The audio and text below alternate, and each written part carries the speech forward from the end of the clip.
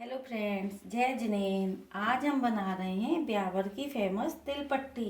यह बनाना बहुत आसान है। इसके लिए मैंने एक कढ़ाई लिए, उसमें एक बाउल भरकर तिल लिए। इन तिल को हम हल्का सा रोस्ट करेंगे। जब तक इनको रोस्ट करेंगे इनमें से चटकने की आवाज़ नहीं आए। इनको स्लो आंच पर हल्का सा भूनते जाएंगे।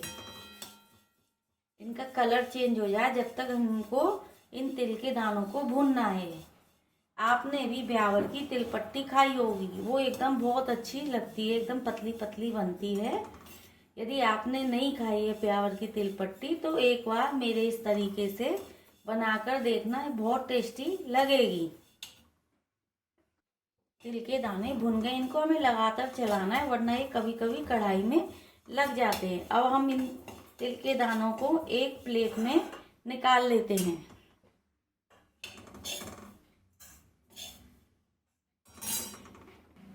तिल के दाने मैंने निकाले। सेम कढ़ाई में हम आधा टीस्पून देसी घी लेंगे। देसी घी पिघल गया है। अब इसमें हम एक बाउल चीनी डालेंगे। जिस बाउल से हमने तिल के दाने लिए थे उसी बाउल से हम चीनी डालेंगे इसमें कढ़ाई में। और इसमें हमें पानी वगैरह कुछ नहीं डालना है। अब इसको मेल्ट होने के लिए हम चलाते रहेंगे, इसे मेल्ट होने देते हैं बिना पानी के। सिर्फ हमने 1 टीस्पून घी डाला है। इसे लगातार चलाते रहेंगे वरना ये भी नीचे लग जाती है। इस प्रकार चलाते हम चीनी को पिघला लेंगे। लगातार हमें चलाते ही रहना है। ये 2 से या 3 मिनट में हमारी चीनी पिघल जाएगी। चीनी पिघल रही है। इसी बीच में हमें अपने तिल पट्टी को बेलने के लिए तैयारी भी कर लेनी है। तो मैंने ये बेलन लिया है। इस बेलन पर मैं घी से ग्रीस कर लूँगी, इस पर घी लगा लूँगी जिससे हमारे तिल के दाने इस पर चिपके नहीं।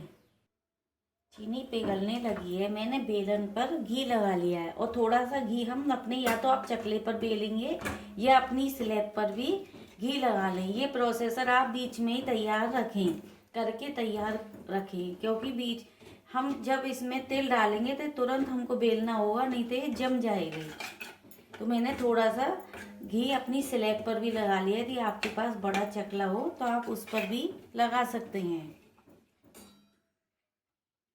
चीनी एकदम मेल्ट हो गई है। इसी टाइम हमको एकदम गैस मद्दी कर देनी है और अपने तिल इस प्रकार डालते जाने हैं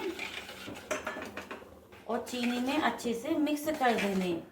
इसी टाइम मैंने 1 इलायची को पीस लिया था और 10 से 12 मैंने पिस्ता लिए, उनको भी बारीक करके इसमें डाल दिया है। आप चाहें तो और कोई भी ड्राई फ्रूट्स डाल सकते हैं, बादाम काजू। मैंने पिस्ता को एकदम चूरा करके डाला है और इसको इस प्रकार से मिलाएंगे चीनी में तिल को, इलायची और पिस्ता को। और गैस को हम बंद कर देंगे और इसको गरम गरम ही हमें बेलना होगा। ध्यान रहे हाथ नहीं जले। मैंने अपनी स्लैब पर घी लगा लिया है अच्छे से। आपके पास यदि बड़ा चकला हो तो आप उस पर भी घी लगाकर तैयार कर सकते हैं। अब इस प्रकार हम इसे चलाएंगे और थोड़ी थोड़ी सी मात्रा में कलछी से गरम गरम लेते जाएंगे और हल्का सा हाथ में पानी लगा लेंगे जिससे हमारा हाथ जले नहीं। और इस प्रकार इसको करते जाएंगे।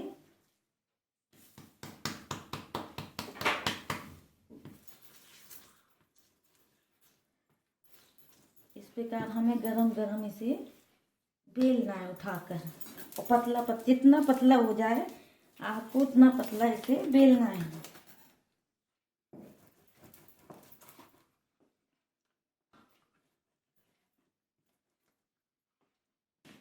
अलग पलट कर जैसे आपको सुविधा हो आप उस प्रकार से इसे बेल सकते हैं। अपनी पूरी ताकत लगाकर इसे एकदम बेलना है, तभी ये हमारी एकदम पतली तिल पट्टी बनेगी।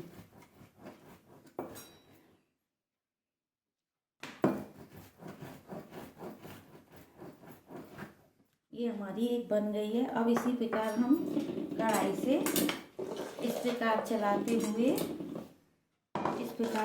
हुए फिर निकाल लेंगे एक चम्मच और अपना पानी में हाथ लगाकर इसे दबाएंगे और इसे बेल लेंगे।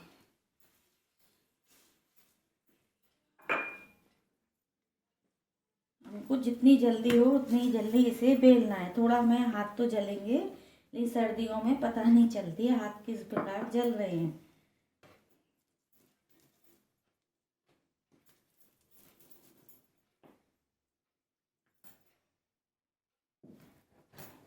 इस प्रकार से हम बेलते जाएंगे। जितना पतला आप बेल सकें उतना पतला, एकदम गरम बेलेंगे उतनी पतली ये बेलेगी।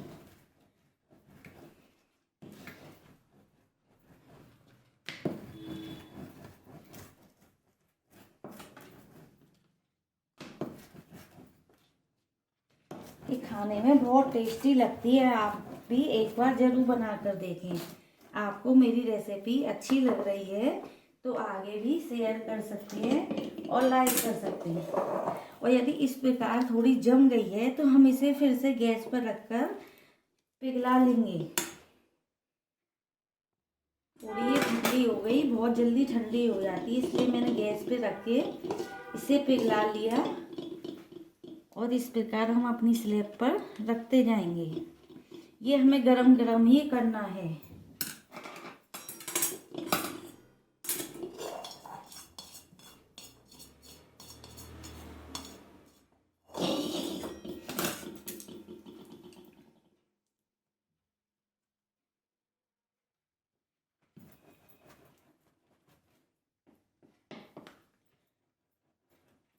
इस प्रकार से आप गोल गोल, या चाहे तो आप अपना इतनी लिए आप पूरी स्लैब पर भी एक बार में भी बना सकते हैं, जैसे आपको सुविधा हो। आप भी एक बार जरूर ट्राई करना, ये बहुत अच्छी लगती है, बहुत कम टाइम में बन जाती है।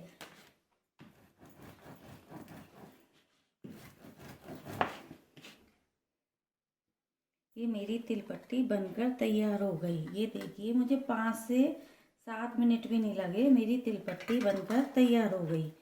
एक बाउल में इतनी सारी बनी। आप देखिए कितनी क्रंची बनी है, एकदम टूट रही है। और जितनी ठंडी हो जाएगी उतनी ही क्रिस्पी बनेगी, एकदम खाने में बहुत टेस्टी लगेगी। आप भी एक बार ज़रूर ट्राई करना। आप यदि मेरे चैनल को पहली बार देख रहे हैं तो प्लीज़ सब्सक्राइब कीजिए और आगे शेयर भी कीजिए। अगली रेसिपी में हम फिर मिलते हैं। जब तक के लिए जय जिनेंद्र।